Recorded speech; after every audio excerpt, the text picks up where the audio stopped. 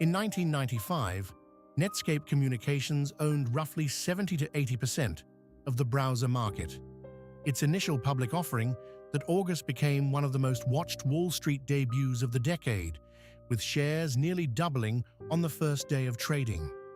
The company had not yet turned a meaningful profit. It did not matter. Investors understood that whoever controlled the browser controlled the gateway to the entire web, and Netscape appeared to control the browser absolutely. Within 5 years, that empire was functionally over. The question worth asking is not simply who beat them.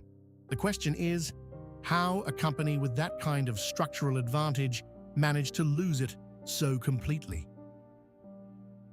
The story begins in 1993 at the National Center for Supercomputing Applications in Champaign, Illinois, where a young programmer named Marc Andreessen led the team that built Mosaic, the browser that first made the web navigable for ordinary people. When Andreessen moved to Silicon Valley and partnered with Silicon Graphics founder Jim Clark, their goal was commercial: take the open architecture of the web and build a business on top of the software people use to access it. Netscape Navigator launched in late 1994. It was faster, more capable, and more polished than anything else available. Within months, it was everywhere. The model worked for a specific reason. Netscape gave Navigator away for free to most users and charged corporations and institutions for server software and licensed versions. This was not charity. It was deliberate market capture. A browser with dominant adoption meant that web developers built pages to display correctly in Navigator. Pages built for Navigator looked best in Navigator. That self-reinforcing loop made switching costly for everyone in the ecosystem, not just end users. The browser became infrastructure, and Netscape owned the infrastructure. That foundation propelled extraordinary growth. By 1995, Netscape was processing more than 10 million downloads. The IPO valued the company at roughly $2 billion on its first trading day, despite the absence of significant earnings. Developer conferences, magazine covers, and corporate boardrooms all treated Netscape as the defining technology company of the internet age. The cultural weight of the brand was real.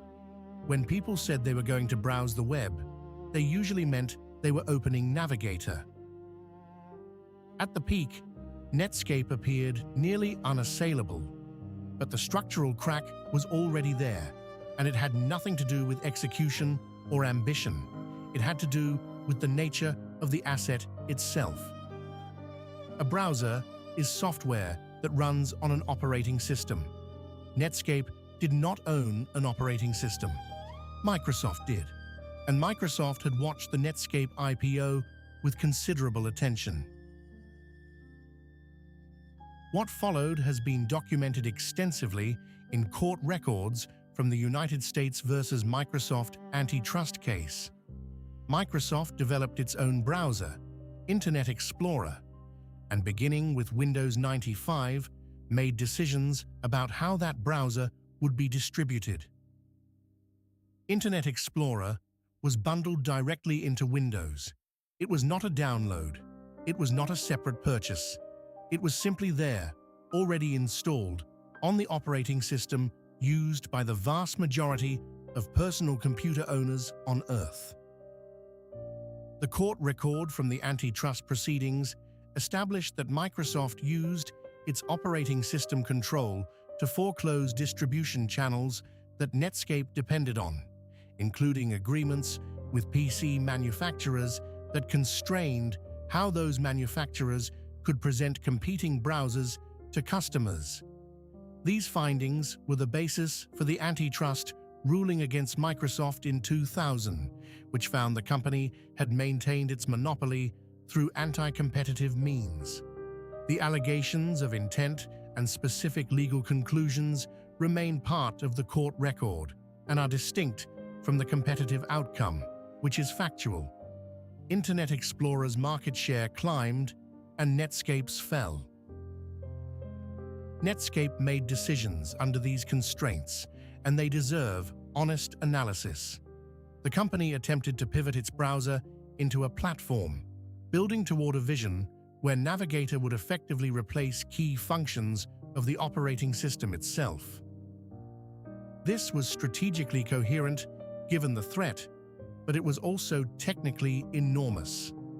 Netscape stretched its engineering resources across server software, email, collaboration tools, and the browser simultaneously.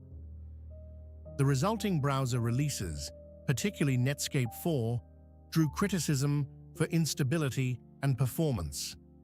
Users who compared it against a bundled, improving Internet Explorer had little reason to seek out a separate download. The market share data reflects this directly. By 1998, Internet Explorer had pulled even with Navigator, and the trajectory was unmistakable.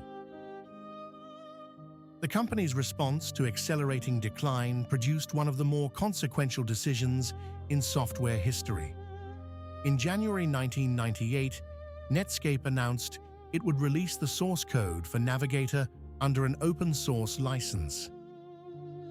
This gave birth to the Mozilla project, which would eventually produce the Firefox browser.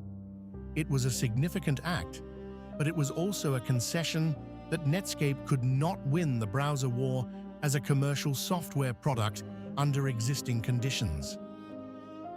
Later that same year, AOL acquired Netscape for approximately $4.2 billion in stock.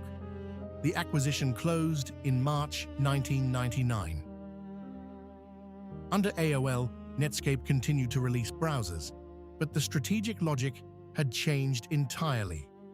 AOL had its own internet access product, its own software environment, and limited incentive to invest heavily in a browser that competed with Microsoft's platform at a time when AOL still depended on Windows distribution deals.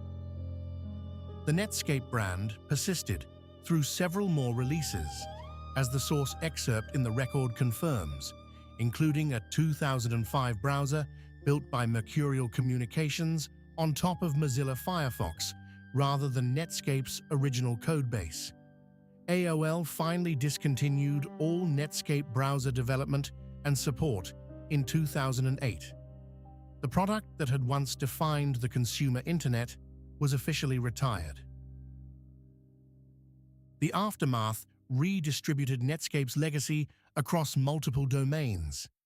The open-source Mozilla codebase became the Mozilla Foundation, which released Firefox in 2004 and recaptured a meaningful share of the browser market from Internet Explorer by the mid-2000s. Many of Netscape's engineers became central figures in the next generation of technology companies and projects. The intellectual and cultural inheritance was substantial, even as the commercial entity dissolved. Marc Andreessen went on to co-found the influential venture capital firm Andreessen Horowitz. The financial terms of the AOL acquisition meant that Netscape shareholders were compensated, though AOL's own stock declined significantly in the years following the deal. The mechanism that brought Netscape down is precise enough to be worth naming clearly. Netscape's advantage was distribution through user adoption. Microsoft's counter-advantage was distribution through operating system control.